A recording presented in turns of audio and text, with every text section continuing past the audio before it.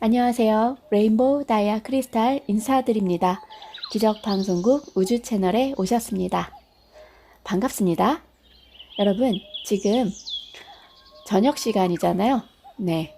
오늘 일하고, 그리고 아니면 우리가 좋은 시간 보내고 지금 편안하게 나 자신과 만나는 시간이 되었습니다.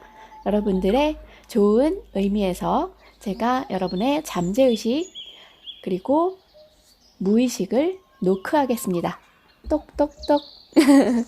자, 제가 이 밤에 준비한 책은요, 유대인의 돈 버는 상술입니다. 자, 우리 자신이 나를 경영하는 경영자라고 봤을 때 CEO뿐만이 아니고 우리들 또한 CEO가 될 수 있죠. 자기를 지키기 위한 방법이 지식의 힘과 재력을 가지는 것, 이것만이 이 유대인들의 생존할 수 있는 절대의 조건이었습니다.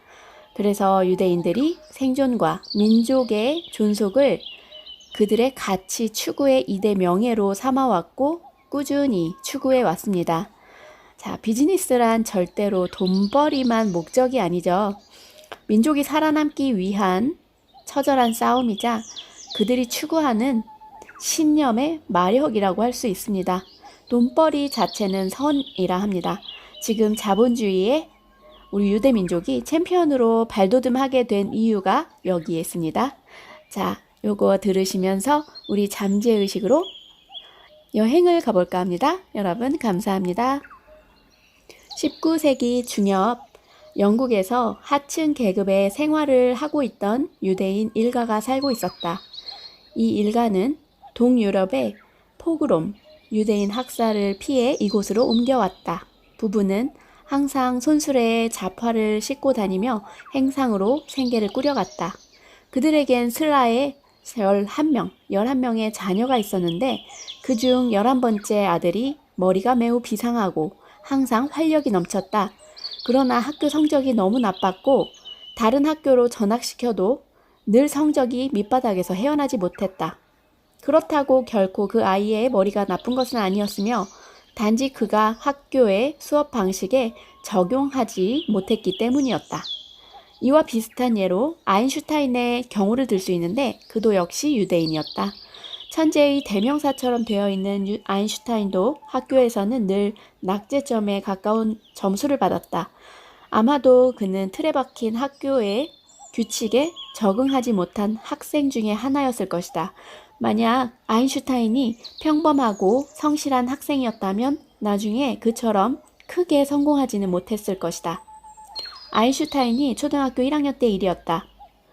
이 아이가 장래에 성공한다는 것은 절대 있을 수 없는 일이다. 그의 성적표에 초등학교 1학년 때 담임 여교사는 이렇게 적었습니다. 세계의 교육사상 이처럼 잘못된 평가를 내린 성적표는 또 없을 것이다. 이 에피소드는 고정화된 관념으로는 결코 대성할 수 없다는 것을 말해주고 있다.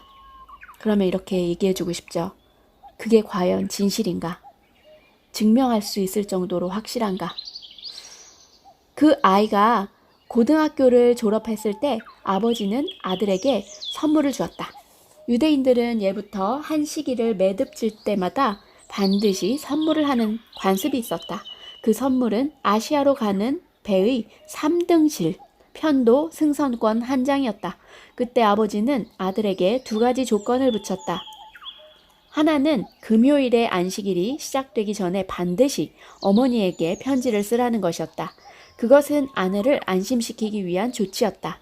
두 번째 조건은 10명의 형제 자매가 있으므로 집안 살림에 도움이 될 만한 일을 여행 중에 생각해 보기 바란다는 것이었다. 이 아들은 18살의 나이로 런던에서 혼자 배를 타고 인도, 말레이시아, 싱가포르를 거쳐 극동으로 출발했다. 그는 도중에서 배에서 내리지 않고 종점인 일본의 요코하마까지 곧바로 갔다. 이는 1880년대의 일이었다. 이때 그의 주머니 속에 5파운드 이외에는 아무것도 없었다. 물론 일본에는 아는 사람이 전혀 없었으므로 기거할 방도 있을 리 없었다. 또 당시 일본에 살고 있던 외국인들은 요코하마, 도쿄 등지에 겨우 수백 명 뿐이었다. 그는 이름 모를 어느 해안의 판잣집에서 며칠을 보냈다.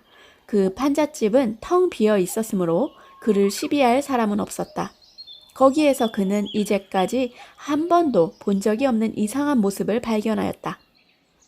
일본인 어부들이 해변가에서 열심히 모래를 파고 있던 것이었다. 한참 동안 눈여겨보았더니 그들은 모래 속에서 조개를 캐고 있었다.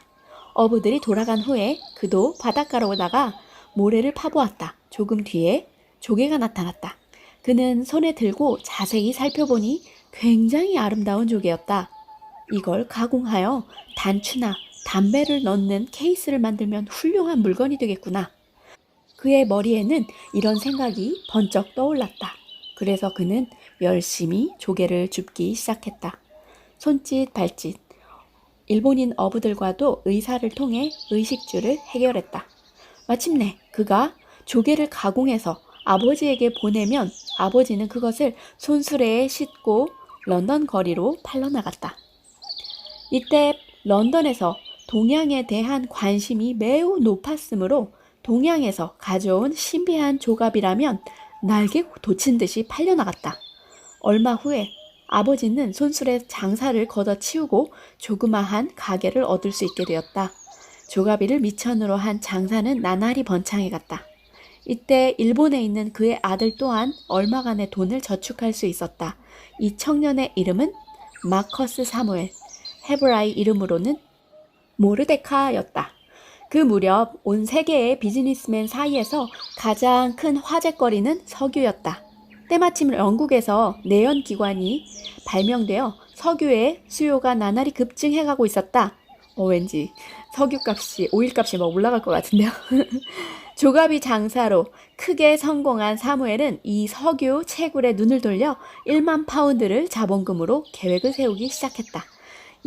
그 자신은 석유에 대한 지식이 없었지만 전문가와 상의한 결과 인도네시아 근처라면 혹시 석유가 나올지도 모른다는 희망을 가지고 즉시 탐사를 시작했다. 그 육감이 들어맞았던지 아니면 행운이었는지 어쨌든 탐사 계획은 성공해 마침내 석유를 채굴할 수 있게 되었다. 그는 라이딩 선박, 석유 주식회사를 설립하여 석유를 일본에 판매하기 시작했다. 그 무렵 일본에서는 석유로 난방을 하기도 하고 혹은 조명을 밝히는 등 혁명적인 온갖 일이 일어났다. 그래서 사무엘은 석유 장사로 또다시 대성공을 이루었다. 하지만 석유를 인도네시아에서 일본까지 어떻게 운반할 것인지가 가장 큰 골칫거리였다. 처음에는 9리터짜리 깡통에 담아 운반했는데 원유를 운반하면 선박이 더러워지므로 청소하는 일이 고역이었다. 그리고 화재가 발생할 위험도 크다는 이유 때문에 선박 회사에서는 원유 운반을 꺼려했고 설령 운반을 해주더라도 그 비용이 엄청나게 비쌌다. 사무엘은 오랜 연구 끝에 세계 최초로 유조선을 고안해냈다. 그리고 그는 세계에서 첫 번째로 유조선의 선주가 되었다. 그는 자기 유조선마다 일본 해안에서 캐냈던 조개의 이름을 붙였다. 이 일에 대해서 그는 이렇게 기록하고 있다. 나는 가난한 유대인 청년으로서 일본의 어느 해안에서 혼자 조개를 캤던 그 과거를 결코 잊지 못한다. 그 덕분에 오늘날 백만장자가 될 수 있었다. 그런데 그의 석유 사업이 성공하면 할수록 영국 사회에서는 유대인이 석유 업계를 석권하고 있는 데 반해 반발이 몹시 강해졌다. 그리하여 마침내 회사를 팔지 않을 수 없는 상황에까지 이르렀다. 당시 영국은 세계 최대의 해군을 보유하고 있었는데 그 함대의 사무엘이 석유를 공급하고 있었기 때문이다. 사무엘은 회사를 팔면서 몇 가지 조건을 그들에게 내세웠다. 그 하나는 비록 소수 주주라 할지라도 반드시 유대인이 간부로 있을 것, 그리고 회사가 존속하는 한 조개의 이름을 상표로 할 것. 사무엘은 조개로 항상 자신의 과거를 기념하고 싶었기 때문이다. 이 조개 마크를 붙인 석유 회사가 바로 지금 세계 어느 곳에나 볼 수 있는 쉘 석유 회사인 것이다. 탈무드에는 다음과 같은 말이 있다. 보트에 노를 저어 앞으로 나가기 위해서는 보트의 뒤를 보고 앉아야만 한다. 오직 전진하기 위해서는 과거가 소중하다는 것을 일깨워 주는 말이다. 자, 사무엘은 이 탈무드적 발상을 몸소 실천한 인물이었다. 네, 오늘 우리 사무엘 이분을 통해서 과거는 내가 잊어야 할 것이 아니고 과거는 잊지 못할 나의 소중한 보물이 아닐까 합니다. 여러분, 결정하기 어려운 그런 일이 있다면 잠재의식 속으로 나의 소중한 그 무언가를 생각하면서 잠에